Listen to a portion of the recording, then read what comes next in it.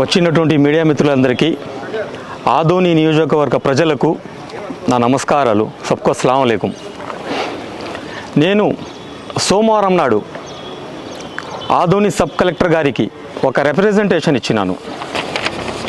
మీ media మిత్రులందరికీ తెలిసిన విషయమే, సౌదీ రోగ్ మీద విచారణ చేయాలని చెప్పి. నేను ఆ రోజు నా పోరాటం ఎందుకోసం కొన్ని విషయాలు చెప్పినాను. మసీదులో ఏం జరుగుతుంది, నేను కొంతమందితో వ్యక్తిగతంగా కలిసిన, ముస్లిం మైనార్టీస్తో పెద్దలతో కలిసిన, ముస్లిం వైపు నుంచి కొన్ని డిమాండ్లు అవి కూడా ఆ రోజు చెప్పినాను. అది అందరికీ తెలిసిన విషయం.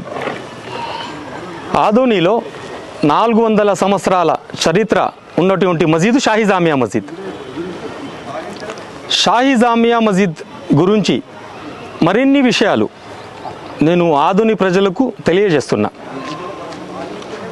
అందుకే ఈరోజు మాట్లాడుతున్నాను. నేను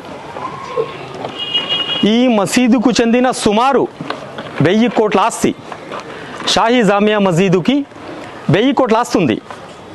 ఈ ఆస్తి సౌదీ రోఫ్ అనే వ్యక్తి చేతుల్లో ఉంది. ఆస్తి పత్రాలు, డాక్యుమెంట్స్ అతని చేతుల్లోనే ఉన్నాయి. 5 ముతల్లీలు ఉండే చోట గత 11 సంవత్సరాలుగా ఒకే ఒక మనిషి ఆ మసీదును హ్యాండిల్ చేస్తున్నాడు. ఇందులో ఈ ప్రాపర్టీస్లో ఇప్పటికే 200 కోట్ల రూపాయల ఆస్తులను తన కుటుంబ సభ్యుల పేర్ల మీద, అలానే తన అనుచరులు షాహీ జామియా మసీద్కి చెందిన ఏవైతే షాప్స్ ఉన్నాయి ఆ షాప్స్ని అమ్ముకుని తిన్నారు. 16 లక్షలకు, 14 లక్షలకు, 8 lakhs, ఏదోదో తోచిందంతా 45 lakhsకి ఖాళీ స్థలాలు. అక్కడ ఒక తాలీం కూడా ఉండింది, ఎక్సర్సైజ్ చేసే ప్లేస్. ఆ విషయం ఆదోని టౌన్ అంతా అడుగుతుంది. ఎవరితో కలిస్తే ఆ తాలీంని డెమాలిష్ చేయించి ఎవరైతే యువకులు ఉన్నారో తిరిగి ఆ తాలీం స్థలంలో అక్కడ ఎక్సర్సైజ్ చేయాలి. యువకుల హెల్త్ బాగుంటుంది. అది ఎన్నో 400 సంవత్సరాలుగా ఆ తాలీం ఉండింది. దానికి మరబడి తిరిగి ఆ తాలీంని అట్లే పెట్టాలని చెప్పి ప్రజలు కోరుతున్నారు. ఈ 200 కోట్ల ఆస్తి వాళ్ళ కుటుంబ పేర్ల మీద, అనుచరుల పేర్ల మీద మార్చుకున్నది నిజం కాదా సౌదీ రోఫ్? నేను అడుగుతున్నా. నిజం కాకుంటే ఈ ఆస్తులను ప్రజలకు చెప్పావా? నువ్వు చెప్పలేదు. ఇందులో రహస్యం ఏముంది? వచ్చి ప్రజల ముందు చెప్పాలి కదా, చెప్పడం లేదు. నీ సొంత ఆస్తులు మేమేం అడగడం లేదు కదా. సౌదీ రోఫ్ నీకు ఎన్ని ఆస్తులు ఉన్నాయి, నీకు ఎన్ని ఫ్లాట్స్ ఉన్నాయి, నువ్వు ఎక్కడ ఇల్లు కట్టిస్తున్నావు, ఎక్కడ నువ్వు షాపింగ్ కాంప్లెక్స్ కట్టిస్తున్నావు, నీకు ఎన్ని గుజరీలు ఉన్నాయి? ఆ గుజరీల గురించి నేను మాట్లాడినా. 500 మీటర్స్ డిస్టెన్స్లో ఒక హవానాపేటు, ఒక తిక్కస్వామి దర్గా బ్యాక్ సైడ్, ఈ 500 మీటర్స్ డిస్టెన్స్లోనే 2 గుజరీలు ఉన్నాయి. అక్కడ కబరస్థాన్ ఉంది, చర్చ్ ఉంది, ఇక కిడ్డీ స్కూల్ ఉంది. అక్కడ హవానాపేటలో ప్రజలు ఇబ్బంది పడుతున్నారు. అక్కడ నుంచి ఎవరైతే వస్తూ పోతుంటారో అక్కడ వాళ్ళు ఇబ్బంది పడుతున్నారు, ఇక్కడ వాళ్ళు ఇబ్బంది పడుతున్నారు. ఈ ప్రశ్నలు అడిగితే బెదిరింపులు, రౌడీలతో అన్నీ తెలిసిన విషయాలే. మసీద్ ఆస్తులని వక్ఫ్ బోర్డ్ ప్రభుత్వం తీసుకోకుండా ఆపుతున్నాను అని ప్రజలకు అబద్ధాలు చెప్తున్నాం. ఏదైనా మాట్లాడితే వక్ఫ్ బోర్డు కబ్జా చేసుకుంటుంది, నేను కాపాడుతున్నా అని చెప్పి ప్రజలకు చెప్తున్నాం. ప్రజలకు మభ్య పెడుతున్నాం, అంటే మ్యానిపులేట్ చేస్తున్నాం. నేను ఒక మైనార్టీని, నేను ఒక ముస్లింని, నేను వక్ఫ్ బోర్డుకి ఈ స్థలాన్ని పోయేకి ఇవ్వను, నేను కాపాడుకుంటున్నాను. ఎన్నిసార్లు ప్రశ్నిస్తున్నా? గత 15 రోజులుగా ప్రతి వాయిస్ ఇచ్చినప్పుడల్లా నేను అడుగుతున్నా.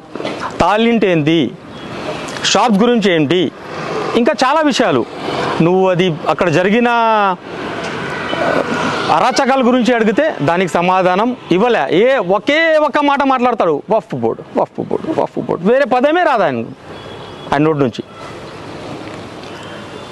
ప్రజలకు చాలా స్పష్టంగా చెప్తున్నాను, వక్ఫ్ బోర్డుకి ఆస్తులు స్వాధీనం చేసుకునే అధికారం లేదు.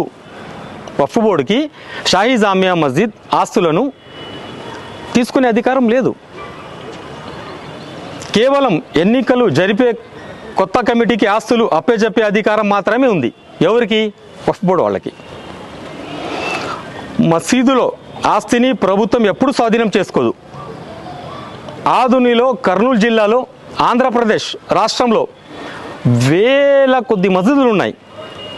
వీటి ఆస్తులు వక్ఫ్ బోర్డు ప్రభుత్వం లాక్కోలేదు కదా. ఎక్కడైనా విన్నారా? లాక్కోలేదు. ఇతను ఒకే విషయంతో ప్రజలకు మ్యానిపులేట్ చేస్తున్నాడు. కావాలని ప్రజలకు అబద్ధాలు చెప్తూ మోసం చేస్తున్నావు నువ్వు.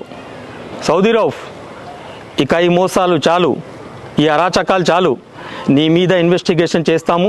అతి త్వరలో నీ బండారం బయటపడుతుంది. నేను చెబుతున్నాను, ఎటు పరిస్థితుల్లో కూడా వక్ఫ్ బోర్డు కానీ ప్రభుత్వం కానీ ఈ ఆస్తి తీసుకోకుండా కాపాడే బాధ్యత ఊర్లో ఉన్న ముస్లిం అందరిది, నాది కూడా. ఈ బాధ్యత నాది కూడా. ఒక మైనార్టీగా నేను కూడా ఆ మసీద్ని కాపాడుకునే బాధ్యత నాది కూడా.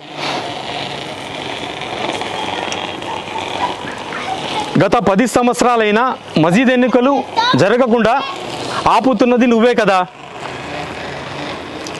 ఎటు పరిస్థితులు కూడా వక్ఫ్ బోర్డు కానీ ప్రభుత్వం కానీ ఆస్తులు తీసుకోకుండా కాపాడే బాధ్యత ఊరు వాళ్ళందరిది. కోర్టులో తప్పుడు కేసులు వేసి నువ్వే కదా కేసుల వివరాలు బహిరంగంగా ప్రజల ముందు పెడితే మన ముస్లింలలో కూడా చాలామంది లాయర్లు ఉన్నారు, డాక్టర్లు ఉన్నారు, పెద్ద మనుషులు చాలామంది ఉన్నారు. వాళ్ళందరి ముందుకు వచ్చి ఆయన్ని ప్రశ్నించండి. మసీద్ ఆస్తులు ఏమైనా చెప్పి అడగండి. మసీద్ ఆదాయం ఎంత వస్తుందని అడిగితే ఎందుకు బహిరంగంగా చెప్పడం లేదు నువ్వు? మసీద్ ఆదాయం ఎంత ఉంది నెలకని చెప్తే నువ్వు అది చెప్పడం లేదు. దానికి నువ్వు ఏం చేయాలా? ప్రతి నెల ఒక ప్రెస్ మీట్ పెట్టి ఉండాలా. గత 11 సంవత్సరాలుగా ఏనాడు నువ్వు ఒక ప్రెస్ మీట్ పెట్టి ప్రజలకు ఆదాయాన్ని చూపించలే. ఎప్పుడు చూపించాలి నువ్వు? బయటకి చెప్తే నువ్వు కొట్టేస్తాను, డబ్బులు ఎంత తెలియాల్సినని చెప్పి అడుగుతున్నారు, బెదిరిస్తున్నావు నువ్వు. మసీద్ ఆస్తులు, మసీద్ ఆదాయం నీ పేరు మీద, నీ కుటుంబ సభ్యుల పేరు మీద దోచేసావు నువ్వు. నిజం కాదంటే మీ ఇంట్లో వాళ్ళందరికీ ఎన్ని వందల కోట్ల ఆస్తులు ఎలా వచ్చాయి బయట పెట్టు. అది పెట్టడం లేదు నువ్వు.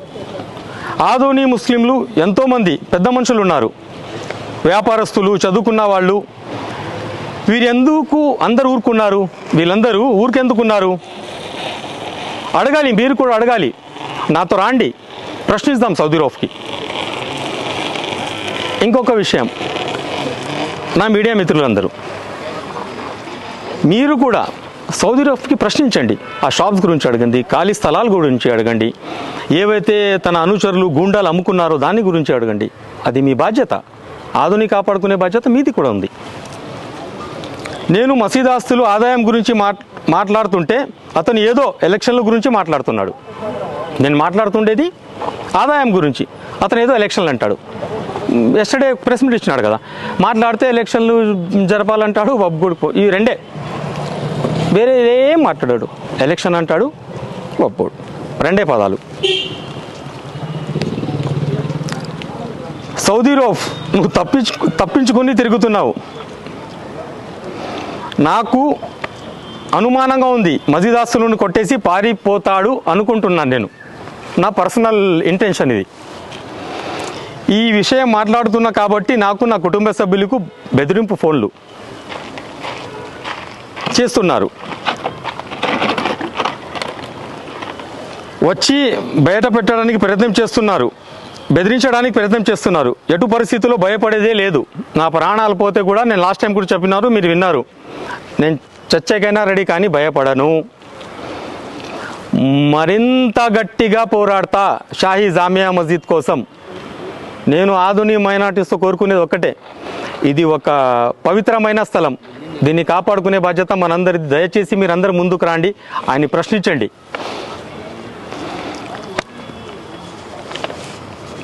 నమస్కారం, నా పేరు జాఫర్ అన్న, Adoni town minority Morcha president.